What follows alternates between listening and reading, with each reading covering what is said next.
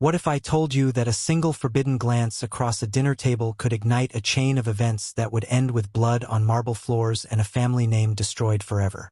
Tonight, we're stepping into the glittering world of Dubai, where towering skyscrapers kiss the desert sky, where ancient traditions collide with modern ambition, and where one man's moment of weakness transformed a respected family into the center of the most shocking betrayal case the city had ever witnessed. But here's what really gets me about this story, and I need you to think about this carefully. Have you ever felt that gnawing suspicion that someone you trust completely might be hiding something devastating from you? That person who shares your bed, your dreams, your deepest secrets? Have you ever caught a look between two people that made your stomach drop, even though you couldn't explain why? Because that's exactly what happened to Nura Al-Mannsouris. A beloved school teacher, a pillar of her community, a woman who opened her heart and her home to family, only to discover that the two people she trusted most in this world were plotting her destruction right under her own roof. Now, I know what some of you are thinking. How could someone be so blind to betrayal happening in their own home? But here's the uncomfortable truth that most people don't want to face. The people closest to us are often the ones capable of inflicting the deepest wounds. The ones who know exactly how to smile to our faces while stabbing us in the back. And if you're someone who's been betrayed by family, someone who understands that gut-wrenching feeling of discovering that your reality was built on lies, then you're going to appreciate what I'm about to share with you. Because this story isn't just about one woman's tragedy. It's about the warning signs we all need to recognize before it's too late. But here's what really makes my blood boil about this case, and why I need to tell you about it right now. Faisal Al-Manssouris wasn't just cheating on his wife. He was conducting an affair with her own sister, in their own home, while Nura was out teaching children, nurturing young minds, and building a better community. The sister she welcomed with open arms when life got tough. The sister she fed, sheltered, and loved unconditionally. That same sister was meeting her husband in secret corners of the house, exchanging messages in the dead of night, and planning encounters that would ultimately cost Nura everything. And if you're as shocked by this level of betrayal as I am, if you want to see justice served in cases like this, then you need to subscribe right now. Because the people who understand the gravity of family betrayal, those are exactly the viewers I create these videos for. And the most chilling part? The murder weapon wasn't a gun or a knife. It was a glass vase, sitting innocently on their kitchen counter, that became the instrument of rage when Faisal's web of lies finally began to collapse around him. You're about to discover how a respected financial consultant's forbidden desire led him down a path so dark, so calculated, and so utterly devastating that it shattered not just one life, but an entire family legacy that had been built over generations. Stay with me, because what you're about to learn could save someone you love from making the same fatal mistakes. Let me paint you a portrait of what success looked like in Dubai's elite circles. Faisal Al-Manssouris wasn't just wealthy, he was respected. At 38, this financial consultant commanded boardrooms across the Emirates, his advice sought by some of the region's most powerful business families.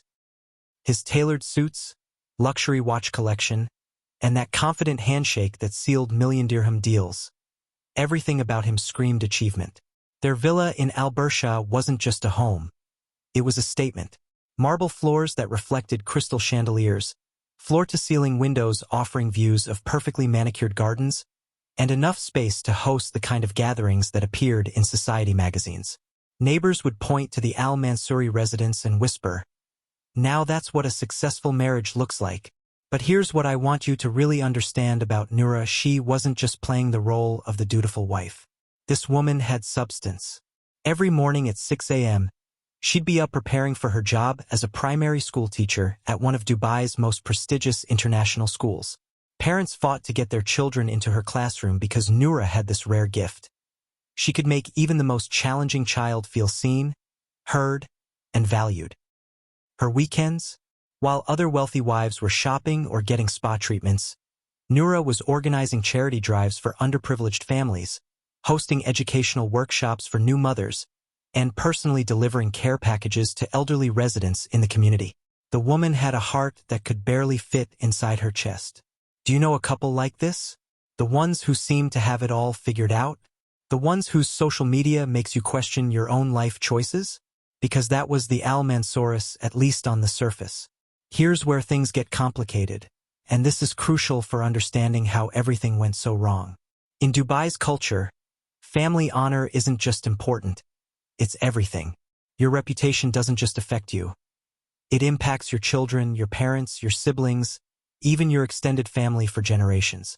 When you marry someone, you're not just joining two people, you're uniting two family legacies. This pressure to maintain perfection created something toxic in their marriage. Faisal felt enormous weight to be the provider, the protector, the unshakable pillar of strength. He worked 14-hour days, traveled constantly for business, and rarely allowed himself to show vulnerability or weakness. Success became his identity, but it also became his prison. Meanwhile, Nura carried her own burden. She needed to be the perfect wife, the ideal hostess, the woman who never complained about her husband's long absences or the loneliness that crept into their beautiful home when he was gone. She smiled through dinner parties where she barely saw Faisal, made excuses for his missed family gatherings, and quietly swallowed her growing need for emotional connection. Their conversations became transactional. Did you pay the electric bill? What time is your flight tomorrow? The Khalil family invited us for dinner Friday. Can you make it?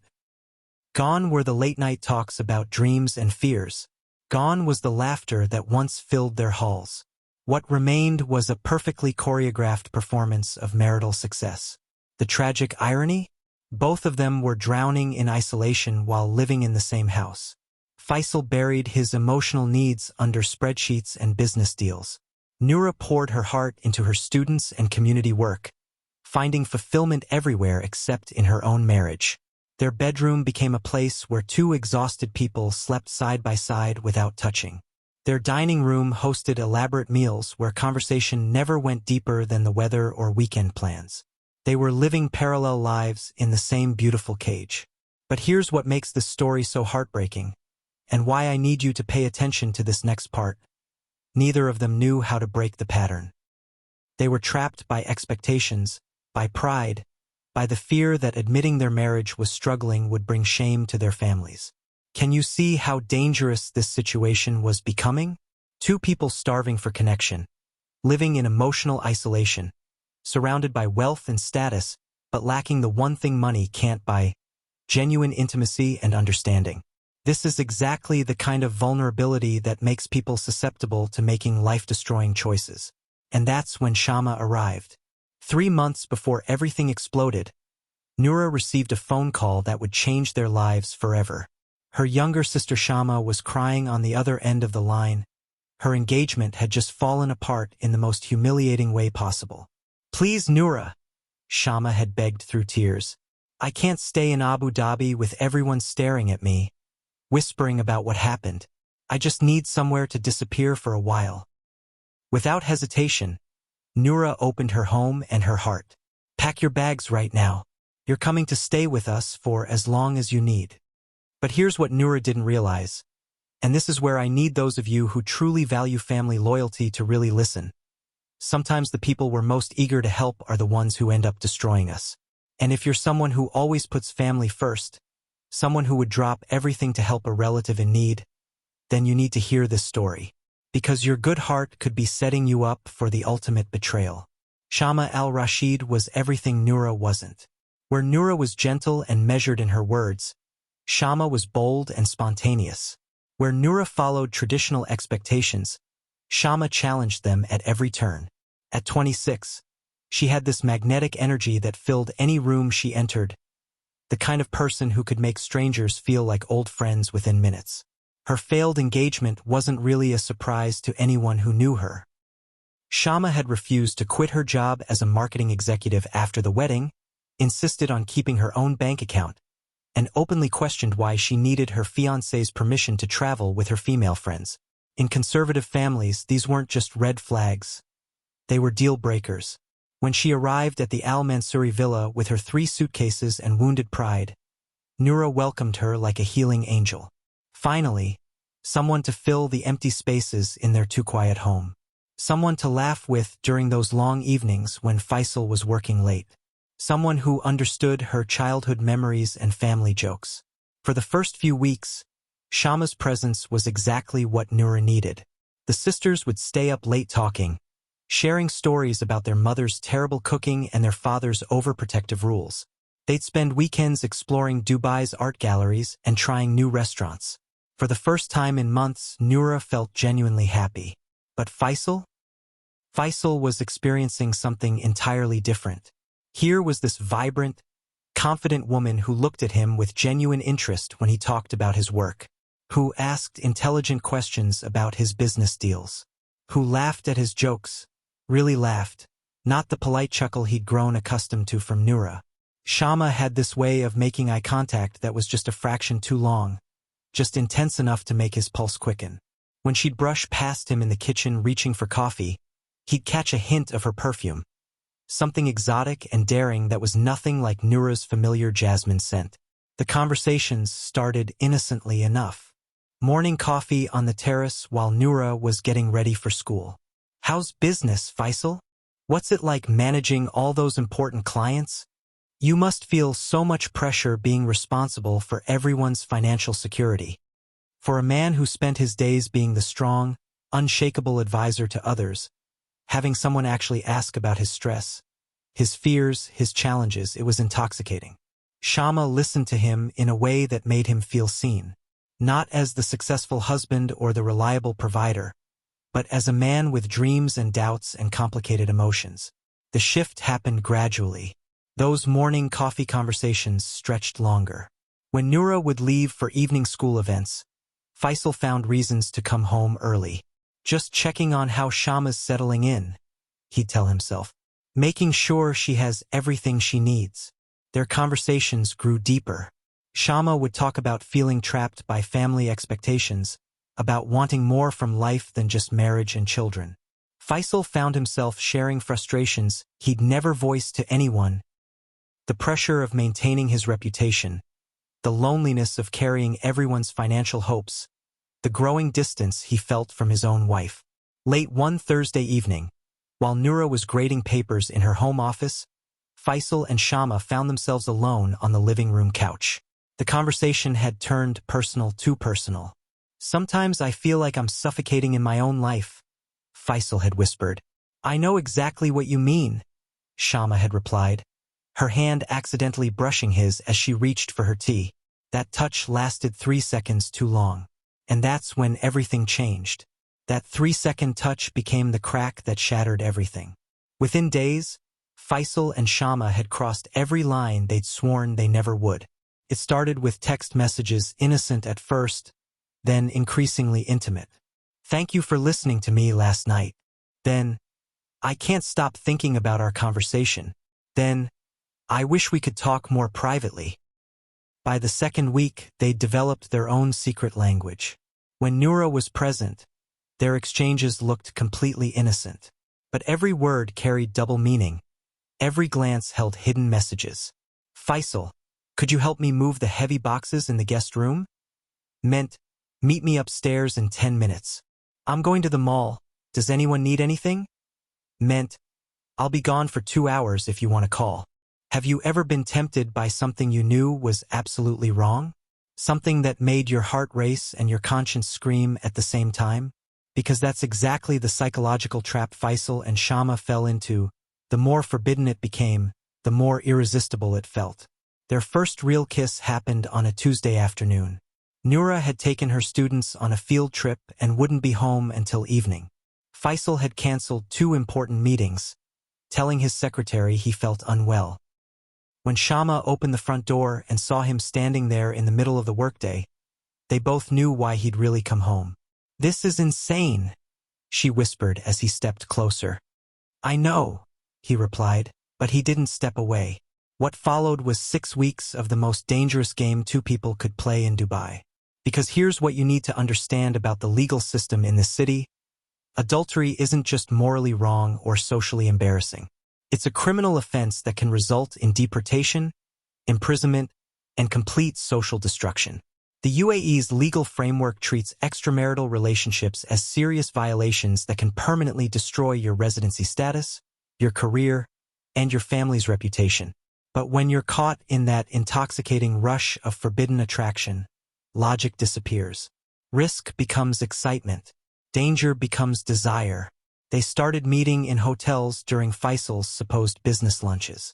Expensive suites where they'd spend 2 stolen hours before returning to their carefully constructed lies.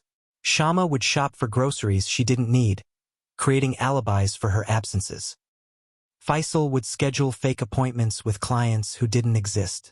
Their phone calls became strategic operations.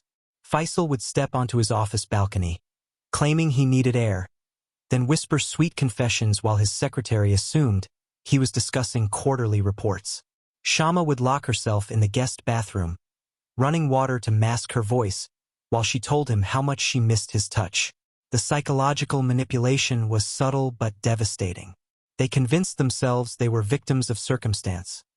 2 lonely souls finding comfort in an impossible situation. Nura doesn't understand you the way I do, Shamba would say. She's so focused on her work, her students, her community projects. When was the last time she really listened to you? Faisal, starved for emotional connection, ate up every word. You're right. She doesn't even notice when I'm stressed about major deals. But you see everything about me. They created elaborate justifications for their betrayal. This wasn't cheating, it was destiny. This wasn't selfish, it was survival. This wasn't destroying a family. It was finding happiness that had been denied to them by circumstances beyond their control. But late at night, when they were apart and the excitement faded, reality would crash down. Faisal would lie next to his sleeping wife, watching her peaceful face, and feel physically sick with guilt. Shamba would stare at family photos on her nightstand, images of her and Nura laughing together as children, and wonder what monster she'd become. The stress began showing. Faisal started making mistakes at work, forgetting important meetings, losing focus during crucial presentations. His business partners noticed the change but attributed it to overwork. Shamba developed insomnia, dark circles under her eyes that no amount of makeup could hide. She'd lost 15 pounds from barely eating, claiming she was on a new health regimen. Their secret consumed everything. Every conversation required careful calculation. Every movement had to be planned. Every emotion needed to be hidden behind practiced smiles. And through it all, Nura continued being the devoted wife and loving sister. She'd bring Faisal his favorite meals when he worked late. She'd take Shamba shopping for new clothes, worried that her sister seemed stressed about finding work. She'd plan family movie nights, trying to bring everyone closer together. The woman they were betraying was actively trying to heal the very wounds they were creating. But secrets this explosive can't stay buried forever. And in a house where 3 people lived in such close proximity, where emotions ran high and tensions simmered just beneath the surface, it was only a matter of time before everything erupted. The explosion was coming. And when it hit, the devastation would be absolute. Nura Al-Manssouris wasn't naive. 28 years of life, 6 years of marriage, and a career spent reading the subtle emotions of children had sharpened her instincts. She could detect when a student was hiding something, when parents were lying about homework completion, when colleagues were struggling with personal issues they couldn't voice. So when her own husband started exhibiting behaviors that didn't add up, every alarm bell in her mind began ringing. It started with small inconsistencies that most wives might dismiss. Faisal's phone, which used to sit casually on kitchen counters and coffee tables, suddenly never left his side. He'd receive text messages during family dinners, and his entire body would tense before he quickly flipped the device face down. "Just work," he'd mutter, but his eyes wouldn't meet hers. His schedule became erratic in ways that made no business sense. Meetings that supposedly ran until 8 p.m. would end with him walking through the door at 6:30, looking freshly showered with no explanation for the early finish. Lunch appointments that should have taken an hour stretched into 3-hour disappearances, followed by rushed excuses about traffic or extended discussions. But it was Shamba's behavior that really made Nura's stomach churn with dread. Her sister, who had always been an open book, suddenly became secretive about everything. Phone calls would end abruptly when Nura entered the room. Shopping trips that should have yielded bags of purchases resulted in empty hands and vague explanations about just looking around. Most troubling of all, Shamba had stopped making eye contact during conversations, her gaze constantly shifting toward whatever room Faisal happened to be in. The breaking point came on a Thursday evening that Nura would replay in her mind thousands of times afterward. She'd left for a parent-teacher conference at 6 p.m., expecting to return around 9:30. But the meeting ended early when the final parent canceled last minute. Nura pulled into her driveway at 7:45 p.m., noting that both Faisal's car and Shamba's rental were in their usual spots. The house looked normal from the outside, warm light glowing through the living room windows, everything appearing perfectly peaceful. She used her key to enter through the front door, calling out cheerfully, "I'm home early. The Khalil family had to reschedule, so we finished." Her words died in her throat. Faisal and Shamba were sitting on the living room couch, not inappropriately close, not in any compromising position, but the energy in the room was all wrong. They'd clearly been in deep conversation that stopped the instant she appeared. Shamba's face was flushed, her hands trembling slightly as she reached for a glass of water. Faisal looked like someone who'd been caught stealing, his guilty expression poorly masked by an overly bright smile. "Nura, you're back early," he said, his voice pitched just slightly too high. "We were just talking about Shamba's job search," her sister added quickly, but the explanation felt rehearsed, artificial. The silence that followed lasted only seconds, but it contained volumes of unspoken truth. Nura's intuition, honed by years of reading people's emotions, screamed that she'd interrupted something significant, something intimate, something that wasn't meant for her eyes. That night, lying in bed next to her husband who pretended to sleep, Nura's mind raced through every strange moment from the past month. The way Faisal's mood had improved dramatically since Shamba's arrival. The way her sister seemed to know details about Faisal's work that Nura herself didn't know. The way conversations would stop when she entered rooms. The way both of them seemed energized by each other's presence in a way that felt charged with electricity. And here's what I need you to understand, especially those of you who value honesty and truth above all else. Nura wasn't paranoid or jealous by nature. She was a woman whose instincts were screaming that the two people she loved most were hiding something devastating from her. Over the following week, she began paying closer attention. She noticed how Shamba would find excuses to be in whatever room Faisal occupied. She observed the way her husband's eyes would light up when her sister walked into a room, a brightness that used to be reserved for her alone. She caught them exchanging glances across the dinner table that lasted just a moment too long. The evidence was building piece by careful piece, and Nura knew that confronting this truth would either save her marriage or destroy her world completely. But she also knew she couldn't live with the uncertainty anymore. The confrontation was coming, and nothing would ever be the same again. Tuesday, June 15th, 11:47 p.m., the night that destroyed the Al-Manssouris family forever. Nura had spent 3 sleepless days gathering courage for what she knew would be the most difficult conversation of her marriage. She'd rehearsed the words dozens of times, imagined every possible response, prepared herself for denials, anger, or even confession. What she hadn't prepared for was the rage that would consume her husband when his carefully constructed world began crumbling. Faisal had just returned from what he claimed was a late business dinner with the Emirati investment group. But Nura had called their office earlier. There was no meeting scheduled, no dinner, no legitimate reason for him to be gone until nearly midnight, smelling like expensive perfume that wasn't hers. Shamba was in the guest bedroom, supposedly asleep, but Nura had heard her phone buzzing with text messages every few minutes throughout the evening. The confrontation began in their master bedroom. Nura sat on the edge of their bed, watching her husband remove his tie and dress shirt with practiced casualness. "We need to talk," she said quietly. "Can it wait until morning? I'm exhausted." "No, it can't wait." Something in her tone made him stop unbuttoning his shirt. For the first time in weeks, he really looked at her and saw the determination in her eyes. "I know about you and Shamba." The words hung in the air like poison. Faisal's face went through a series of micro-expressions: surprise, fear, calculation, and then cold denial. I don't know what you think you know, but you're wrong. Am I? Then explain the hotel receipts I found in your jacket pocket. Explain why your business meetings happen to coincide perfectly with her shopping trips. Explain why you both get nervous every time I walk into a room. Faisal's breathing became shallow.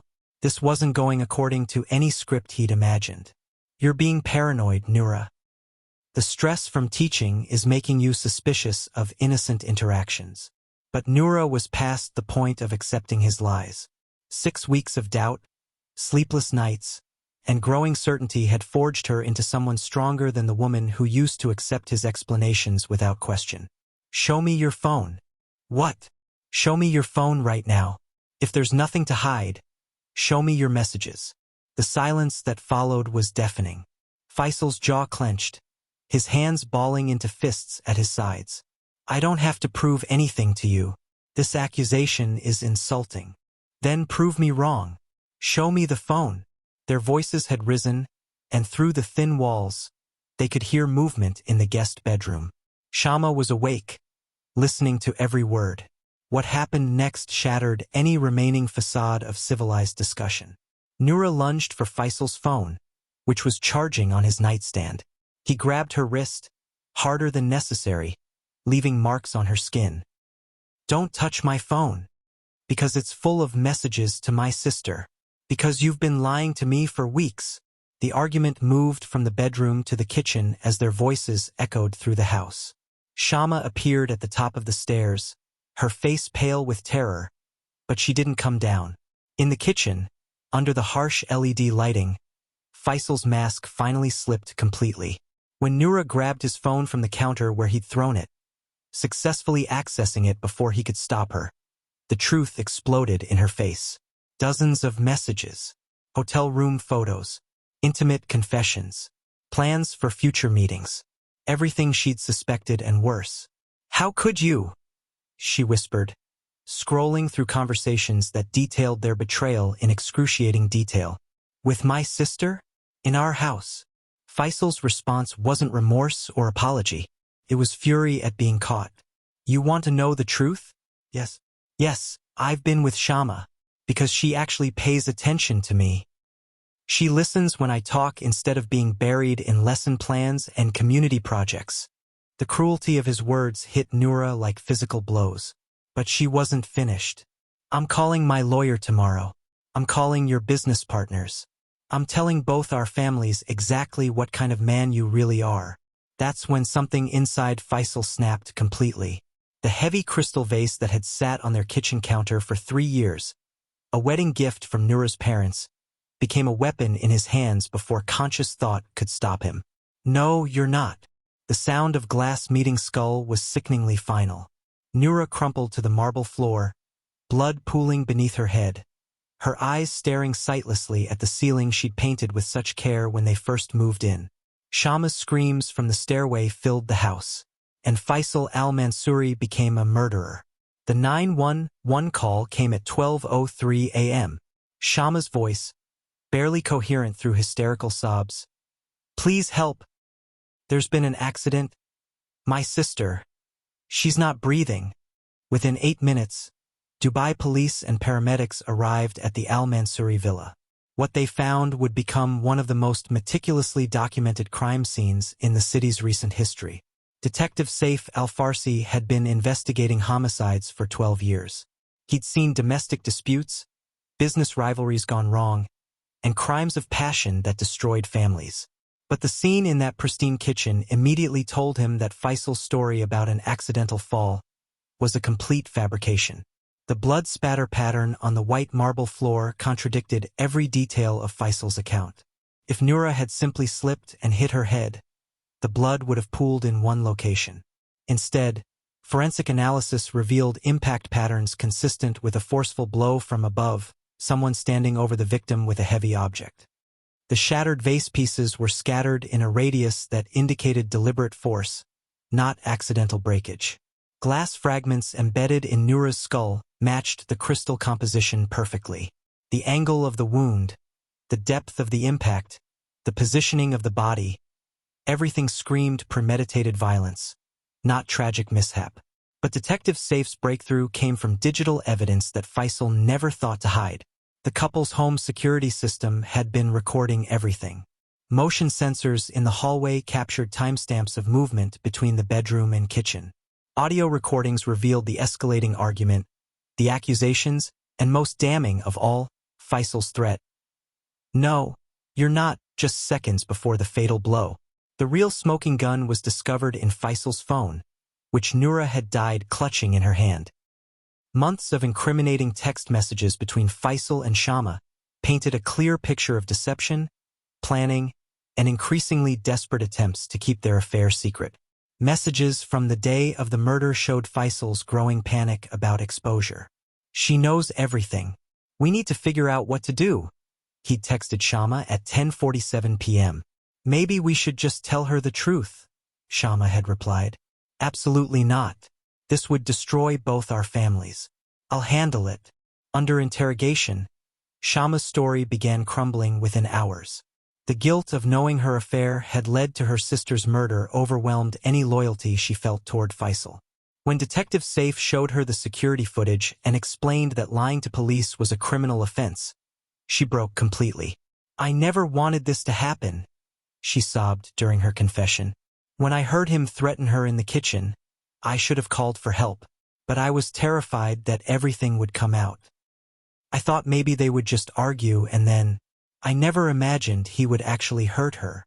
The trial became a media sensation across the UAE. Faisal's defense team argued crime of passion, temporary insanity driven by emotional distress. They painted him as a devoted husband who snapped under the pressure of false accusations. The prosecution destroyed that narrative systematically. They presented evidence of premeditation. The months-long affair, the elaborate lies, the attempts to silence his wife permanently. This wasn't momentary rage. It was calculated murder by a man who valued his reputation more than his wife's life. After 3 days of deliberation, the verdict was unanimous. Guilty of first-degree murder. Judge Hassan Al-Zabi's sentencing was swift and unforgiving. "You betrayed not only your marriage vows but the fundamental bonds of family trust. Your actions have brought shame upon your name and caused irreparable harm to both families involved. This court sentences you to life imprisonment without possibility of parole." Shamba received a 2-year sentence for adultery and was immediately deported to Abu Dhabi, banned from ever returning to Dubai. Justice had been served, but the Al-Manssouris family legacy was destroyed forever. 3 months after the trial ended, Nura's primary school held a memorial service that would have made her proud. Students, parents, teachers, and community members packed the auditorium, over 400 people whose lives had been touched by her kindness. 8-year-old Fatima Al-Rashid stood at the podium, reading a letter she'd written. "Miss Nura taught us that being smart isn't just about math and reading. She said being smart means knowing who you can trust and always telling the truth, even when it's scary." Those words hit harder than any judge's sentence ever could. The Al-Manssouris family name, once synonymous with success and respectability in Dubai's business community, became a cautionary tale whispered in elite social circles. Faisal's former business partners dissolved their company. Their villa was sold at a significant loss. Extended family members changed their social media profiles to avoid association with the scandal. But here's what I need you to understand. And this is crucial for anyone who's ever felt trapped in a relationship or tempted by forbidden attraction. This tragedy was completely preventable. Nura died because 2 people chose deception over difficult conversations. They chose excitement over integrity. They chose momentary pleasure over permanent consequences. What would have happened if Faisal had simply told Nura he was feeling emotionally disconnected?